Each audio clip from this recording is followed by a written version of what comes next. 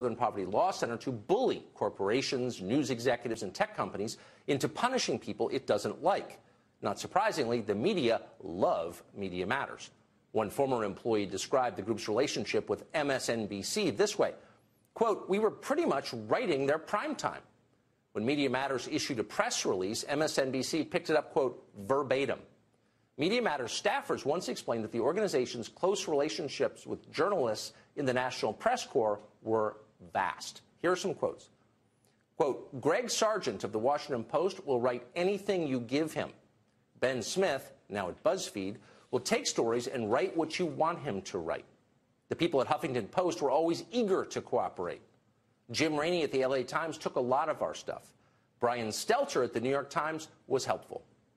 Well, Brian Stelter has since left the New York Times. He's now the House eunuch at CNN, announcing proclamations from his tiny king, Jeff Zucker.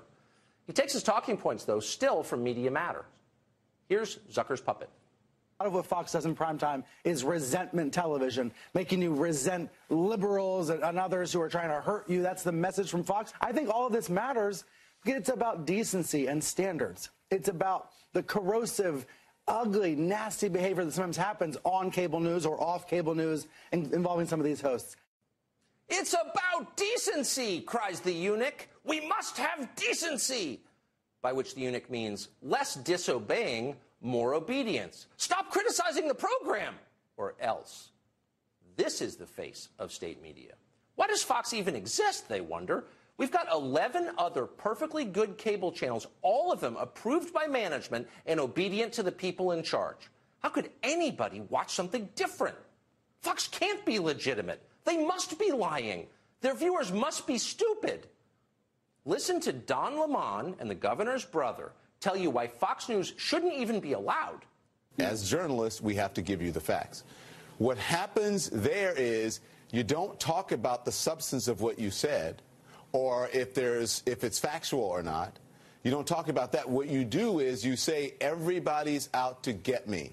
Everyone is out to get conservatives. You just say, oh, there's outrage on the left, and they have Trump derangement syndrome, and they're always out to look, without ever addressing the substance. They're not about facts, they're about feelings. But then their audience just eats it up. Yeah, that's right. The left doesn't, not even caring about the facts. Don Lemon is calling you dumb. Savor the moment. But there's an ominous undertone to all of this. Don Lemon doesn't have the power to have you arrested. Dana Nessel does. Nessel is the Attorney General of Michigan. She's created a special hate crime unit whose charter is to investigate any organization identified as a hate group by the SPLC. This is what weaponized politics looks like. Criticize the people in charge, and the SPLC will sic men with guns on you. It's terrifying. Even worse, you are subsidizing it without knowing it. Both the SPLC and Media Matters are, amazingly, tax-exempt organizations. In its original tax application to the IRS, Media Matters claimed that the American news media were dominated by a pro-Christian bias that needed them to balance it. Despite the obvious absurdity of that claim, the group received nonprofit status. It has been violating the terms of that status flagrantly ever since. For example, during the Obama administration, Media Matters held weekly strategy discussions with the White House about how to hurt its political enemies. Media Matters kept an enemies list of Republicans to destroy, including Steve King of Iowa. This is a violation of federal tax law. Tax-exempt nonprofits cannot function as an arm of a political party. Media Matters clearly does. According to a piece in The New Republic, a liberal magazine, Media Matters changed its mission during the 2016 Democratic primaries to campaign for Hillary Clinton. We were, quote, running defense for Clinton, one Media Matters staffer said, quote, defending Hillary from every blogger in their mother's basement. In a leaked 2015 memo from inside Clinton's campaign, staff discussed cooperating, coordinating, colluding with Media Matters to attack Republicans and accuse the press of biased coverage of Hillary. In an email from January 5th of 2016, Hillary's staff discussed working with Media Matters to counter a Vanity Fair piece on Huma Abedin. Quote, we have Media Matters and core surrogates lined up, which we can expand on tomorrow. This isn't just unethical, it is illegal. Under IRS regulations, 501c3 nonprofits are totally prohibited from participating in the campaigns of political candidates. Media Matters broke the law. The group has never been punished for this, though it is widely known. Media Matters retains its tax-exempt status. That means that you and every other taxpayer is subsidizing a tax on our own First Amendment. Why is this? How can this be happening? Maybe someone should call the IRS tomorrow morning and find out. Dave Rubin hosts the Rubin Report. We don't agree on everything politically, but he is a sincere believer in free speech. So we wanted to talk to him tonight. Dave, thanks very much for coming on. I'm starting to think that a lot of us overestimated the willingness of the Democratic establishment to coexist with people who disagree with them and underestimated the real threat, the actual existential threat to speech that we face now. Do you think that's right? Well, I wish I could say that this whole situation is shocking, but this is exactly what I've been raising the alarm about on my show for the last 5 or so years. As you know, I come from the left. I was a progressive. I still consider myself a liberal in the best sense of liberalism, classical liberalism, and I believe in the individual and all of that stuff that we've talked about several times. But I want to address a couple things here. First, on the way that you've responded to the attacks by not apologizing. I think that was exactly the right thing to do. You know, all of us have joked. All of us have made mistakes. All of us have a past. Yeah. All of us have done things that we're not proud of, and a series of other things. If you've lived, you've done those things, including, by the way, the very same Media Matters people who are going after you and all the media elite who are reveling. Well, let me just stop you there. I agree. And if I have wounded someone or wronged someone, I will always apologize to that person and ask for forgiveness. I do it every day. I'm not going to apologize to Media Matters or any other Soros-backed pressure group. I haven't wronged them. They've wronged me. I owe them nothing, including an apology, and I will never bow to them, period. Excuse me. I couldn't agree more. Control myself. Exactly. Yeah, I'm for apology, but not to them. Well, I couldn't agree more, and that's, by the way, that's exactly the message that I think your audience and the average American needs to hear right now. We have watched years now of the mob coming for everybody, and as you just laid out, a lot of this stuff is coordinated between nonprofits and media organizations and the rest of it, and it is time that we stop giving into it. And not only do we have to stop giving into it so that a guy like you isn't taken out and that a network like Fox isn't taken out, or any network. You know, right. We are still free here in this country for a little while longer, I think, and I will continue to fight for. But it's not just that. It's because what they're really trying to do is they are trying to make the average citizen, the average person who is an American, fear that whatever they said 20 years ago that someone can dig up on Facebook or wherever it is, or some old audio recording, that they'll go after them. You were joking around with Bubba the Love Sponge. Now, I'm pretty sure that as a shock jock, you know who I'd love to get involved in this fight? If Howard Stern happens to watch your show by any chance. You know, for 30 years, he was the #1 shock jock in the country. And imagine the politicians, actors, comedians, authors, that walked through that studio and said completely bananas, crazy things, sometimes joking, sometimes partly true. It doesn't even matter. The point is that if we are going to come for everyone's past, guess what? That means everyone, and the same people who are coming for you, they better watch out. And that idea of mutually assured destruction, it's not it's not part of the America that I want to be part of. I want to be part of something that has a little bit of forgiveness, that understands we're all imperfect creatures, and that is a little more respectful of our ability to agree to disagree, because that's what this country was founded on.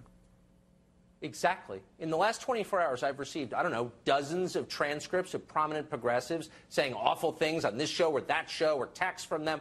You know, we could do a whole show on this. They said it too. I'm not doing that, because I think you ought to be able to say what you think. I think you ought to be able to make jokes, make mistakes, and I'm not going to play their game, period. And I don't care if I benefit from it. I'm never doing that.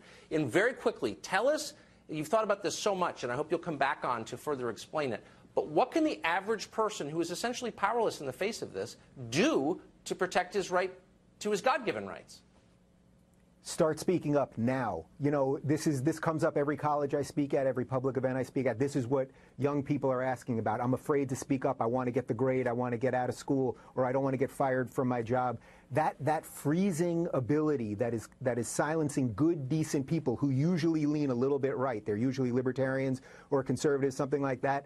Imagine if everyone started speaking up. And I don't believe that most people are racist. Yeah. I don't believe that most people are bigots or want to do harm. I think good people are now afraid to speak. And the only way we're going to break this thing, and that's why they're coming after you, because you've been the most vocal in the mainstream fighting this. And if more of us start doing it, they can't take us all down. And if we don't, then we'll get what we deserve, which is something far, far worse than this country that they seem to have so many problems with. I hope your words wind up on people's refrigerators, because you're absolutely right. Absolutely right. Dave Rubin, thank you. It was great to see you. Well, I'll keep defending you, man, really. I think more people need to do it, and you have a lot of support out there. And I can tell you this, you have support in quarters of the left that you don't even know you do, and they're just afraid to speak out, and I'll keep working on those guys, too. I appreciate it. Dave Rubin, thank you. Boyden Gray is a former White House counsel to George H.W. Bush. He has filed a complaint with the IRS seeking to pull Media Matters tax-exempt status, and he joins us tonight. Boyden Gray, thanks very much for coming on. Your complaint and the information in the public domain make it very clear that Media Matters has violated its tax-exempt status. Why does it still possess that status? Well, because the IRS hasn't reconsidered what it did, and it's not entirely legal. But the government is not always entirely fair, and they've misused you, they've abused you, and they've abused me in a sense because I'm subsidizing a tax on your program, and I don't find that fair. If anybody wants to spend his own nickel attacking anybody on television or what they've said, that's fine, but I don't think it ought to be subsidized by the federal government. That's completely wrong, and the government ought to stay out of it. So there's documentary evidence to show conclusively from both sides of it that Media Matters coordinated with the Hillary Clinton for President campaign in 2016. That is a prima facie violation. I mean, and you tell me, you're the lawyer who specializes in this, but that would appear to be a violation. Right. There's no question about it. And remember that, you know, when the complaint was first filed by me and others, they had declared war on Fox News. They had declared war on Fox. Now that's a violation right there. So they've been in violation for over a decade, and it's really since their founding. So it's really outrageous, and I don't know how it can be stopped. But I think maybe it's time for someone to speak up at the White House and say, look, the IRS is controlled. It's under the control of right-thinking people or better-thinking people, and let's see if we can push the IRS to treat you fairly and to treat all people fairly who don't want to subsidize a speech they don't agree with.